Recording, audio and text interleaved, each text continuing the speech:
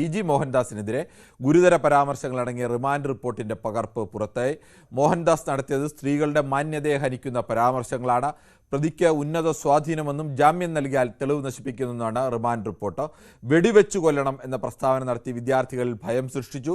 Digital തെളിവുകൾ ഇനിയും കണ്ടെത്താനുണ്ട്. സാക്ഷികളെ സ്വാധീനിക്കുമെന്നതിനാൽ ജാമ്യം നൽകരുതെന്നും റിമാൻഡ് റിപ്പോർട്ടിൽ പറയുന്നുണ്ട്. ഞങ്ങളുടെ തിരുവനന്തപുരം റിപ്പോർട്ടർ ഡാൻ കുര്യൻ കൂടി ചേരുന്നുണ്ട്. ഡാൻ, ഈ റിമാൻഡ് റിപ്പോർട്ടിൽ ഇയാൾക്കെതിരെയുള്ള എന്തെല്ലാം കുറ്റങ്ങളാണ് അക്കമിട്ട് പറയുന്നത്? ടി.ജി. മോഹൻദാസിന്റെ ജാമ്യാപേക്ഷയെ എതിർത്തുകൊണ്ട് Thiruvananthapuram cyber crime police ACJM കോടതിയിൽ സമർപ്പിച്ച റിമാൻഡ് റിപ്പോർട്ടിലാണ് 13 കാരണങ്ങൾ എന്തുകൊണ്ട് ജാമ്യം നൽകരുത് എന്ന് ചൂണ്ടിക്കാണിച്ചുകൊണ്ട് കൃത്യമായി എടുത്തു പറഞ്ഞിട്ടുള്ളത്. അതിൽ പ്രധാനമായി അന്വേഷണം പ്രാരംഭഘട്ടത്തിലാണ്. അതുകൊണ്ട് തന്നെ ഈ കേസുമായി ബന്ധപ്പെട്ട കൂടുതൽ ആളുകളിൽ നിന്ന് മൊഴിയെടുക്കുന്നതുൾപ്പെടെയുള്ള നടപടിക്രമങ്ങൾ പൂർത്തിയാക്കേണ്ടതുണ്ട്. മാത്രവുമല്ല, ഈ കേസിന്റെ ഏറ്റവും പ്രധാനപ്പെട്ട തെളിവ് എന്ന് പറയുന്നത് അതിന്റെ ഡിജിറ്റൽ എവിഡൻസ് ആണ്. അപ്പോൾ പ്രതിക്ക് ജാമ്യം അനുവദിക്കുന്ന സാഹചര്യം ഉണ്ടായാൽ ഈ ഡിജിറ്റൽ തെളിവുകൾ നശിപ്പിക്കപ്പെടുന്ന സാഹചര്യം ഉണ്ടാകും. മാത്രമല്ല, പ്രതി അന്യജില്ലക്കാരനാണ്. അപ്പോൾ ഇവിടെ നിന്ന് കടന്നു കളഞ്ഞാൽ പിന്നീട് അന്വേഷണത്തോട് സഹകരിക്കാതിരിക്കുകയും അത് പ്രോസിക്യൂഷന്റെ നടപടികളെ പ്രതികൂലമായി ബാധിക്കുകയും ഒക്കെ ചെയ്യുന്ന പശ്ചാത്തലമുണ്ടാകും. മാത്രമല്ല, പ്രതിക്ക് ഉന്നത സ്വാധീനങ്ങളുണ്ട്.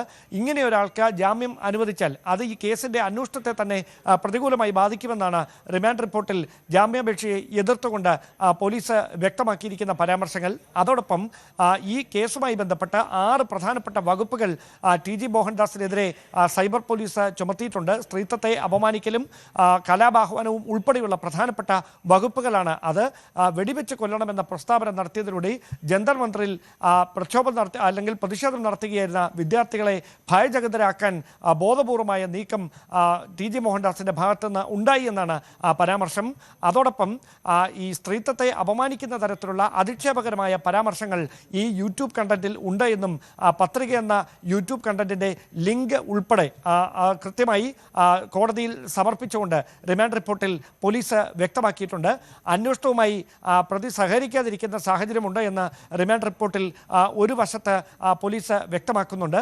അതോടൊപ്പം കഴിഞ്ഞ ദിവസം നടന്ന പ്രാഥമികമായ ചോദ്യം ചെയ്യലിൽ ഈ കുറ്റങ്ങൾ താൻ ചെയ്തിട്ടുണ്ട് എന്ന് ടി.ജി. മോഹൻദാസ് തന്നെ സമ്മതിച്ചിട്ടുണ്ട് എന്ന ഒരു പരാമർശം കൂടി റിമാൻഡ് റിപ്പോർട്ടിലുണ്ട്. ഒരുപക്ഷേ ഇതായിരിക്കും ഈ കേസിലെ ഏറ്റവും പ്രധാനപ്പെട്ട ഒരു കുരുക്കായി ടി.ജി. മോഹൻദാസിന് മാറാൻ പോകുന്നത്. അതായത് ബോധപൂർവം താൻ ഒരു കലാബാഹ്വാനത്തിന് നേതൃത്വം നൽകുകയായിരുന്നു അല്ലെങ്കിൽ അത്തരത്തിലുള്ള ഒരു കണ്ടന്റ് പ്രചരിപ്പിക്കുകയായിരുന്നു എന്ന ആരോപണം ശരിവെക്കുന്ന തരത്തിലുള്ള പ്രസ്താവന, കുറ്റസമ്മത മൊഴി ടി.ജി. മോഹൻദാസിന്റെ ഭാഗത്തുനിന്നുണ്ടായിരിക്കുന്നു.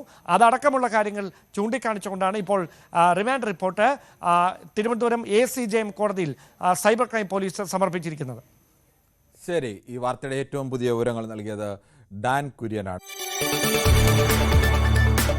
കൂടുതൽ വാർത്തകൾക്ക് News 18 Keralam YouTube channel subscribe ചെയ്യുക.